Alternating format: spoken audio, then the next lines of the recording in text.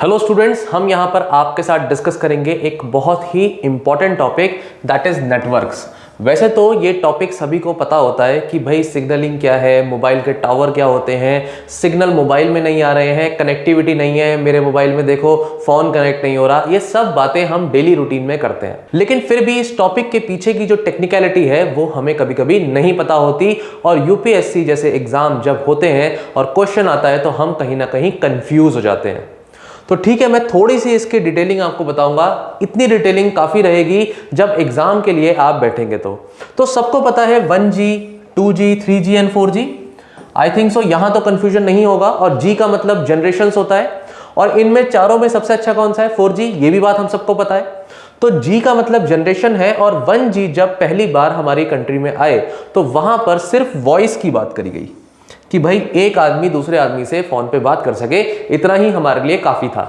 लेकिन आज 4G में ज्यादा इंपॉर्टेंस किसकी है कि भाई मोबाइल में वीडियो चलती है या नहीं, कितनी स्पीड आती है, कोई वीडियो अटकती है कि नहीं, है ना। इन चीजों पर हमारा ज्यादा फोकस होता है अब। तो देखिए हुआ क्या है कि जब पहले 1G था तो हमारा जो सिग्नलिंग होती थी 1G के साथ वो होती थी in the form of voice, है ना, सिर्फ वॉइस ही था। लेकिन जब 2G और 3G आए तो वहां पर वॉइस और डाटा दोनों ही अपना रोल प्ले करने लगे। डन। 2G टेक्नोलॉजी में जो स्टैंडर्ड्स फॉलो होते थे उन्हें हम कहते थे GSM या CDMA। कुछ स्टूडेंट्स को अगर याद हो तो कुछ साल पहले आपके जब सिम कार्ड्स हुआ करते थे GSM या CDMA वाले, तो आपने ये शब्द जरूर सुने होंगे। जिन्होंने भी 2G फोन यूज किया है उनको ये शब्द पता होंगे। और GSM का यहां मतलब था ग्लोबल सिस्टम्स फॉर मोबाइल्स। वहीं जो CDMA की फुल फॉर्म थी, मैं यहां पर आपको लिख करके दिखा देता हूं। CDMA stands for code division multiple access.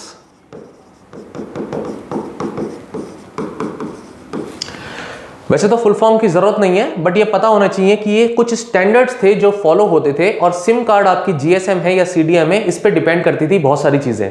जैसे कि एक बेसिक डिफरेंस बताऊं तो GSM जो था वो वॉइस और डाटा को पैरेलली एक ही पॉइंट ऑफ टाइम पे ट्रांसमिट कर पाता था, लेकिन CDMA ये काम नहीं कर पाता था। ओके स्टूडेंट्स, इसके बाद आता है 3rd generation and then 4th generation. और इस तरीके से आदमी को देखिए, हम कह रहे हैं कि अब तो वो भागने लगा है, रेस लगाने लगा है। इसका मतलब जो स्पीड है सिग्नलिंग की वो बेटर हो गई है, एफिशिएंसी भी बेटर हो चुकी है।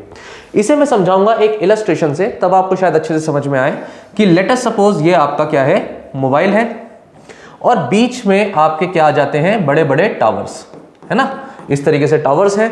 इधर कोई एक सर्वर होगा, जो भी आपने कनेक्शन लिया है वो ऑब्वियसली एक सर्वर होगा, जो सर्वर एक से दूसरी जगह कनेक्ट करेगा, और सिग्नलिंग को इधर से उधर ट्रांसफर करने के लिए टावर का हम बीच में यूज करते हैं।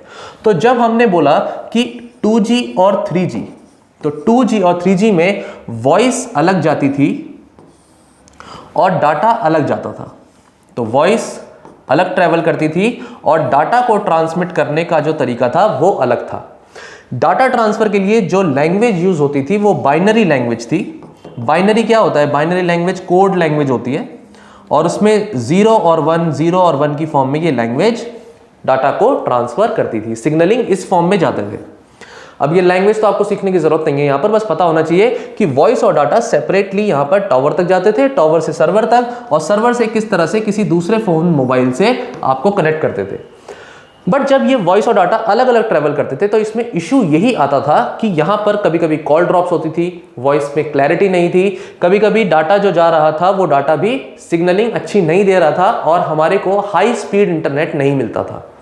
इसके बाद 2G और 3G के बाद जब आया 4G, तो उसमें क्या चेंजेस हुए ये भी पता होना चाहिए आपको। यहां पर लेट अस सपोज अगर आपका फोन है और ये टावर अगर मैं फिर से दिखाऊं, तो यहां पर हमने क्या काम किया, वॉइस और डाटा दोनों को ही उस बाइनरी लैंग्वेज 0101 फॉर्म में ही ट्रांसफर करने की कोशिश करी। मतलब एक्चुअली में हमने वॉइस को कन्वर्ट कर दिया डाटा में, और अब यहां पर क्या ट्रांसफर हो रहा है, सिर्फ only data is getting transferred. जब हम इसको ऐसे करते हैं तो उसके लिए जो टेक्नोलॉजी है जो हम यूज कर रहे हैं उसका नाम है LTE, लॉन्ग टर्म एवोल्यूशन।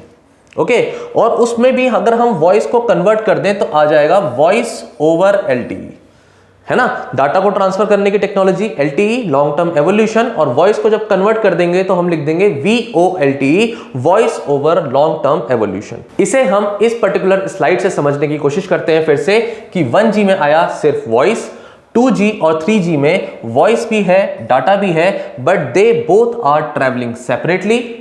यहां पर 4G में वॉइस और डाटा दोनों ही पैरेलली एक साथ डाटा की फॉर्म में ही ट्रांसमिट हो रहे हैं, वॉइस अलग से ट्रांसफर नहीं हो रही, सिग्नलिंग अलग से वॉइस का नहीं है। टेक्नोलॉजी की बात करें तो डाटा ट्रांसफर के लिए जो टेक्नोलॉजी 2G में यूज होती थी वो थी GPRS। GPRS कौन सी टेक्नोलॉजी थी? इसकी फुल फॉर्म है general packet radio service. Full forms क्या है, कभी कभी कहीं ऑप्शन में आ जाए, प्रीलिम्स में कभी कहीं पूछ ले, तो थोड़ा सा पता होना चाहिए। एज का मतलब हो गया एनहेंस्ड डाटा, तो ED is for enhanced data transfer करने की टेक्नोलॉजी। जब भी कभी पूछेगा कि 2G टेक्नोलॉजी के टाइम पर कौन सी डाटा को ट्रांसफर करने की टेक्नोलॉजी थी, तो आंसर था GPRS। वहीं अगर 3G के रिस्पेक्ट में पूछता है तो आंसर आता है HSPA, high speed packet access.